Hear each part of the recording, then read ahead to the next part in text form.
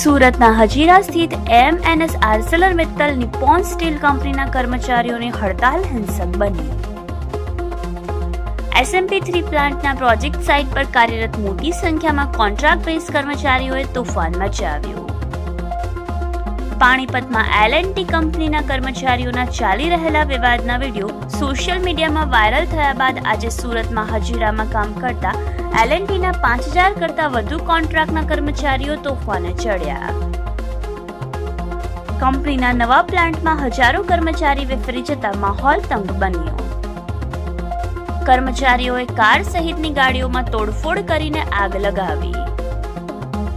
માંગણી પૂર્ણ ન થતા વિફરેલા કામદારોએ કંપનીની ઓફિસ સહિતની મિલકતોને પણ નુકસાન પહોંચાડ્યું. ફાયર બ્રિગેડની ગાડીઓમાં તોડફોડ કરી હતી અને બાઇક પણ સળગાવ્યા. બનાવના પગલે સમગ્ર વિસ્તારમાં અફરાતફરીનો માહોલ સર્જાયો. પ્લાન્ટની અંદર કર્મચારીઓએ એન્ટ્રી એક્ઝિટ મશીનો, પંખા અને ટેબલમાં પણ કરી તોડફોડ. કામદારોના ઉગ્ર વિરોધ અને તોડફોડના કારણે સુરત ક્રાઇમ બ્રાન્ચ ડીસીપી સહિતનો મસમોટો કાફલો ઘટના સ્થળે પહોંચ્યો.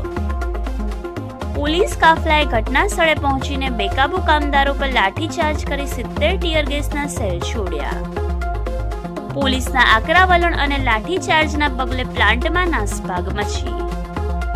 હાલ પૂરતા પરિસ્થિતિને કાબૂમાં લેવા માટે પોલીસે જબરદસ્ત બંદોબસ્ત ગોઠવ્યો.